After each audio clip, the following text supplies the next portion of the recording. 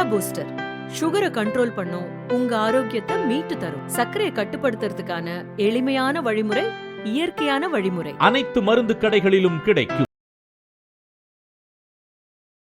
நண்பர்களே வணக்கம். குடியாத்தம் குமரன் பேசுகிறேன். எதிர்க்கட்சி தலைவர் அதிமுகனுடைய பொதுச் செயலாளர் அண்ணன் எடப்பாடி, நம்ம தவளம்பாடி அண்ணன் எடப்பாடி 3ஆம் கட்ட தேர்தல் அறிக்கை வெளியிட்டிருக்கார். அவர் 3ஆம் கட்ட தேர்தல் அறிக்கை வெளியிட்டிருந்தாலும் ஒரு பிரச்சனை இல்லை. ஒரு அரசியல் கட்சின்னு சொன்னால் தேர்தல் அறிக்கை வெளியிடுவாங்க. ஒரு எதிர்கட்சி இன்னைக்கு இதுக்கு முன்னால் முதலமைச்சராக இந்த அம்மையார் சசிகலா அவர்களால் டேபிள் அடியில் போய் சசிகலா காலில் விழுந்து முதலமைச்சரானவர் எடப்பாடி பழனிசாமி 4 வருஷம் முதலமைச்சராக இருந்தார்.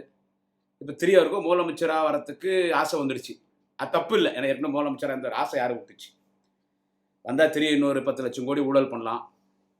அதனால் அவர் முதலமைச்சர் ஆயாகணும்னு முடிவு பண்ணிட்டார். அது மக்கள் தீர்ப்பே மகேசன் தீர்ப்பு. ஆனால் மக்கள் பண்ணியிருக்கிற முடிவு என்னன்னு கேட்டால் 2026 மீண்டும் தமிழகத்தின் முதல்வராக, தமிழகத்தினுடைய சிறந்த தலைவராக, சிறந்த முதல்வராக, முதன்மை முதல்வராக, தமிழகத்தினுடைய சிறந்த தலைவராக இருக்கிற தலைவர் தளபதி ஸ்டாலின் தான் 2026 மீண்டும் தமிழகத்தின் முதலமைச்சராக வர வேண்டும் என்று மக்கள் முடிவெடுத்து விட்டார்.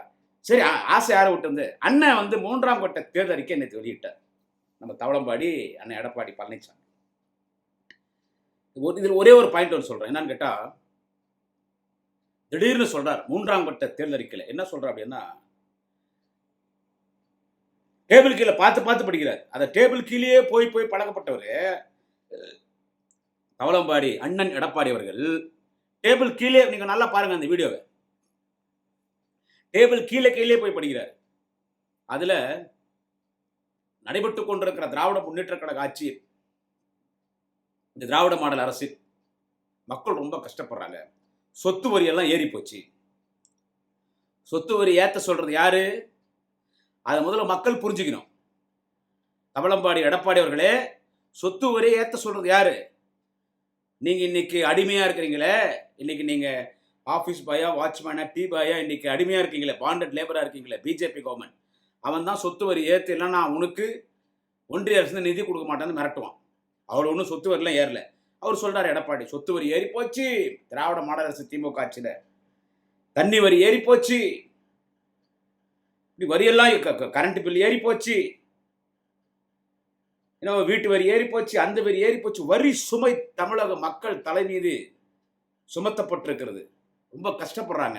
அதனால மீண்டும் நாங்கள் ஆட்சிக்கு வந்தால், மீண்டும் நாங்கள் ஆட்சிக்கு வந்தவுடன் சொல்ல தவளம்பாடி எடப்பாடி அவர்கள், மீண்டும் நாங்கள் ஆட்சிக்கு வந்தால் இந்த வரியெல்லாம் கட்டி ரொம்ப நொந்து போயிருக்கீங்க.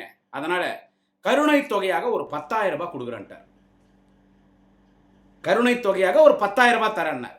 அப்புறமா லைனா அறிவிச்சார், படித்து விட்டு பட்டதாரிக்கு வேலை இல்லைன்னா, பட்ட படிப்பு படித்து விட்டு அவங்களுக்கு மாதம் 2,000 கொடுக்குறேன், ப்ளஸ் 2 படிச்சுட்டு வேலைன்னா அவங்களுக்கு 2,000 கொடுக்குறேன், கடை ஓரம் இருக்கிற இந்த தெருவோர கடை வச்சுருவங்களாம் கூட்டு வாங்கி தள்ளுபடி பண்ணிடுறேன் என்னென்ன ஒன்று சொன்னார். இதோட சிறப்பான ஆட்சி இப்போ தலைவர் தளபதி நடத்திட்டு இருக்காரு. இன்னும் சிறப்பாக நடத்த போறார். 2026 2ஆம் நீங்கள் தளபதியை தேர்ந்தெடுத்தோன்னு. இப்போ நான் கேட்குற ஒரே ஒரு கேள்வி என்னன்னா, ஷார்ட் அண்ட் ஸ்வீட் வீடியோ தான். என்னன்னா, முதல் கட்ட தேர்தல் வாக்குறுதி தேர்தல் அறிக்கை வெளியிட்டீங்களா ஃபர்ஸ்ட் டைம், முதல் கட்ட தேர்தல் அறிக்கை, அதில் ஏன் சார் இந்த 10,000 சொல்ல? இது முக்கியமாதாச்சே. இது நீங்கள் உங்களால் கொடுக்கவே முடியாது. ஏன்னா நீங்கள் முதலமைச்சர் ஆனதுன்னு கொடுக்குறதுக்கு அதை விட 10 மடங்கு தலைவர் தளபதி பண்ணிடுவார். நானே சொல்லிடுறேன். 2.5 கோடி தொண்டர்களில் திராவிட முன்னேற்ற கழகத்தின் கடைகோடி தொடராக இருக்கிற குடியாத்தம் குமரன் சொல்லுகிறேன், எடப்பாடி சொன்னதை விட 10 மடங்கு எங்கள் தலைவர் தளபதி செய்வார். ஏன்னா நீ முதல் கட்டத்தில் இது சொல்ல இந்த 10,000? ஏன்னா நிதி உதவின்றது முக்கியம். 10,000 நீயா முதல் தேர்தல் அறிக்கையில் எடப்பாடி அவர்களே, முதல் தேர்தல் அறிக்கையில் எதுக்கு சொல்லலை? இது ஏன் சொல்லல? 2வது தேர்தல் அறிக்கை வெளியிட்டீங்க, அதுல ஏன் இந்த 10,000 சொல்ல? இந்த மாணவர்களுக்கு மாணவிகளுக்கு முதல்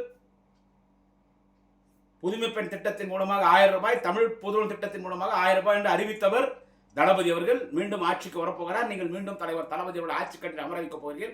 அவர் உயர்த்தி தான் கொடுக்க போறாரு, சொல்லாம செய்ய போறாரு. யாருன்னா நினைச்சு பார்த்தோமா, காலையில் 8 மணிக்கு நம்ம அக்கௌண்ட்டுக்கு 5,000 வரும்னு.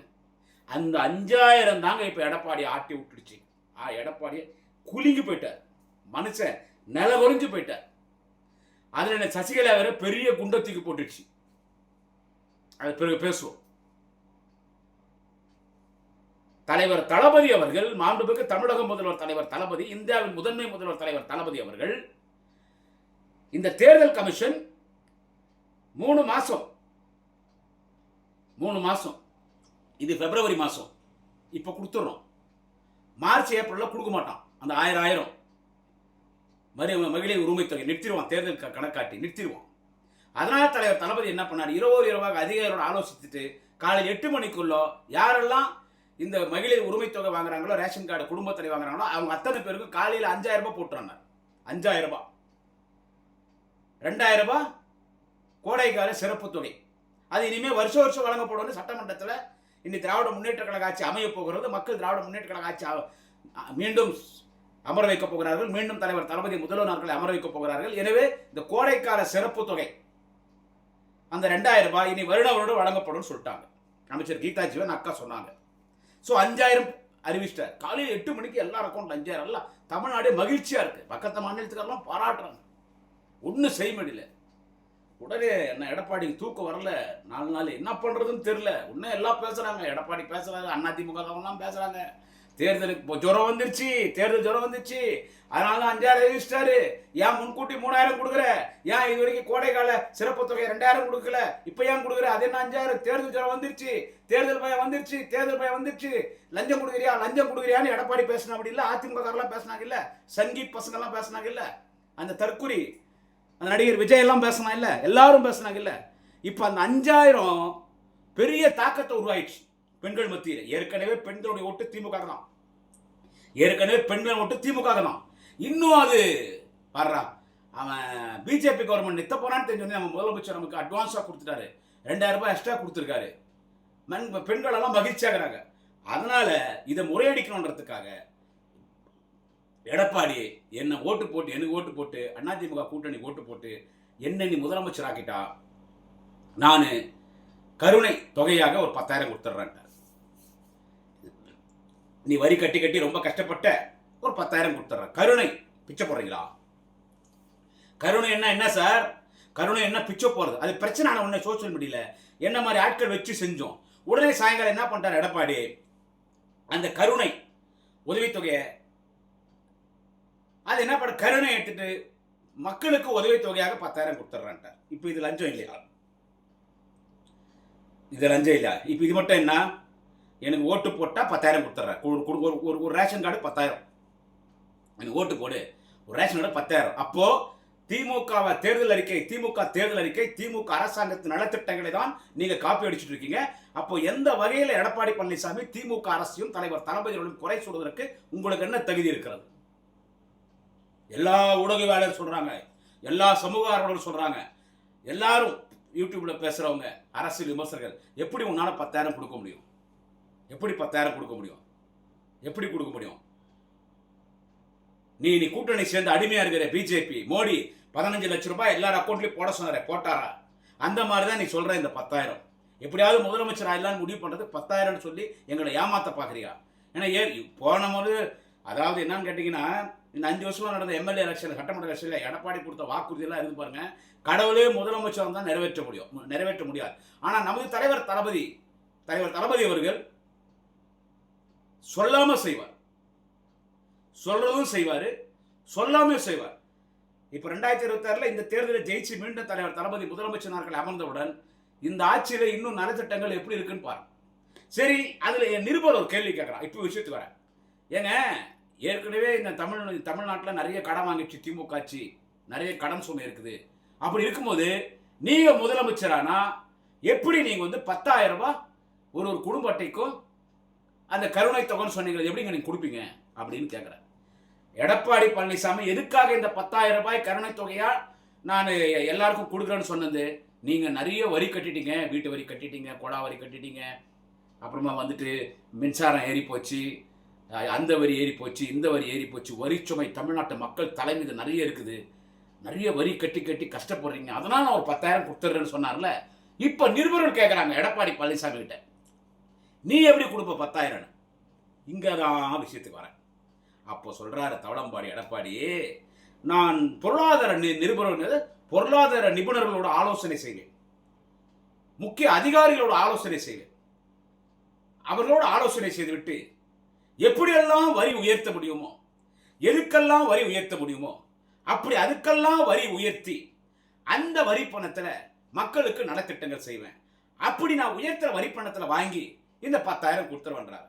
கேட்கிறவன் கேனையன்னு சொன்னா கேஆர் விஜயா கொண்டில கேடிவி தெரியும் சொல்லுவான். நம்ம கொஞ்சம் லேட்டஸ்டா சொல்லுவோம். ஏயா இங்க வரி கட்டி கட்டி திமுக ஆட்சியில சொத்து வரி, வீட்டு வரி, குழாய் வரி, கரண்ட் பில் ஏறி போச்சு, அந்த வரி இந்த வரி கட்டி கட்டி மக்கள் வறுமையில நொந்து போயிருக்கிறாங்க. ஒரு ஆறுதல் பரிசா நீ நிறைய வரி கட்டிட்ட, அதனால ஆறுதல் பரிசா கருணை தொகையா நான் 10,000 தரேன்னு சொல்லிட்டு அந்த 10,000 எப்படி கொடுப்பான்னு பத்திரிகையாளர் எடப்பாடியை கேட்டா தவளம்பாடி எடப்பாடி சொல்றாரு, மக்கள் கிட்ட இன்னும் வரி போட்டு அந்த வரி பணத்தை கொடுத்துட்டு போற. எப்படி சார் இருக்குது இது? இது எப்படி நீங்களே கொஞ்சம் சொல்லுங்க, இது எப்படி இருக்குது? எனவே மக்களை ஏமாற்றி எப்படியாவது ஆட்சிக்கு வர வேண்டும்.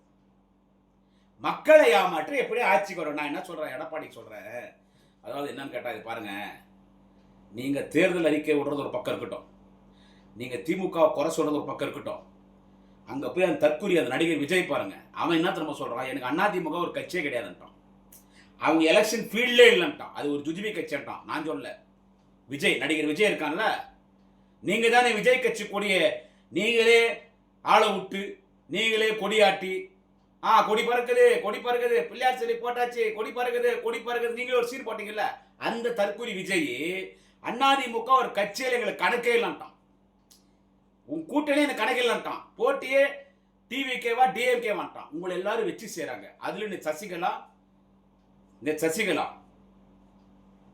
ஒரு பொதுக்கூட்டம் போட்டு கட்சி ஆரம்பிச்சு ஒரு கொடி ஒன்று, அதே தான் கருப்பு வெள்ளை சிவப்பு, அதில் புரட்சித் தலைவர் எம்ஜிஆர், அறிஞர் அண்ணா, ஜெயலலிதா படம் வச்சு ஒரு கொடி அறிமுகப்படுத்திட்டு இன்னும் கட்சி அறிவிக்கல. எல்லாருமே கட்சி ஆரம்பிச்சுட்டு பிறகு கொடி அறிமுகப்படுத்துவாங்க.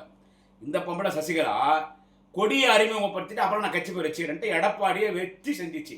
நான் எப்படியெல்லாம் முதலமைச்சராக்கினேன், எவ்வளோ கஷ்டப்பட்டு முதலமைச்சராக்கினேன், என்னை எடப்பாடி வர வழியிலே கொலை பண்ண பார்த்தாரு, நான் வண்டி மாறி வந்தேன், நான் சென்னை ஜெயிலுக்கு போறீங்களான்னு கேட்டாங்க, நான் சென்னை ஜெயிலுக்கு வந்தால் எடப்பாடி நான் கொலை பண்ணிருப்பாரு, இனி எடப்பாடி யாருன்றதை மக்களுக்கு வெளிச்சம் போட்டு காட்டுற துரோகி அப்படின்னு இப்போ சசிகலா கிளம்பி இருக்கு. 1000 தான் சசிகலா கொலகாரியா இருந்தாலும் திருடியா இருந்தாலும், ஆனா எடப்பாடி பழனிசாமியை முதலமைச்சர் ஆக்குறது யார்? இந்த சேனல்ல கேட்கறேன். கொலகாரி தான், திருடி தான், ஊழல்வாதி தான், இவ்வளோ தப்ப ஜெயலலிதா பண்ண வச்சிருந்தும் சசிகலா தான், இது எல்லாருக்கும் தெரியும். ஆனா சின்னம்மாவை அம்மாக்கா விட மாட்டேன், சின்னம்மா அம்மாக்கா விட மாட்டேன் கூவாத்தூர்ல போனீங்கல்ல, அங்க எடப்பாடி பழனிசாமியை முதலமைச்சர் ஆக்குறது யாரு? டேபிள் கீழே தவழ்ந்து போய் தவளம்பாடியா ஊர்ந்து போய் சசிகலா காலில் உளுந்து முதலமைச்சர் பதவி ஆகிறது யாரு? எடப்பாடி பழனிசாமி. ஸோ உன்ன சிஎம் ஆக்குறது சசிகலா. அது எல்லா உண்மையும் சொல்ல போறான்னு சசிகலா சொன்னா நம்புவாங்க. டிடிவி தினகரன்கிற பணமும் சசிகலா பணம் தான்.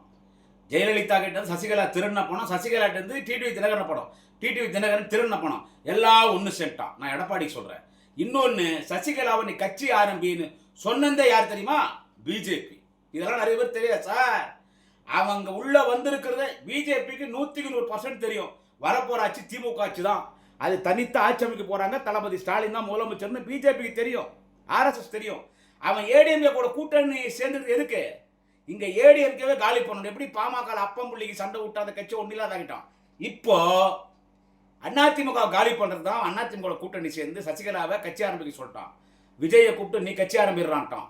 செங்கோட்டையம் போனதுக்கு நீ போய் விஜய் கிட்ட சேரன்ட்டான். இப்ப பிஜேபி ஆர்எஸ் கணக்கை ஏடிஎம்கே முடிக்கிறதுக்கு எனவே நீ பிஜேபி கூட சேர்த்துன்னு எடப்பாடி அங்க லேபரா இருக்கீங்க, டீ பாயா இருக்கீங்க, வாட்ச்மேனா இருக்கீங்க.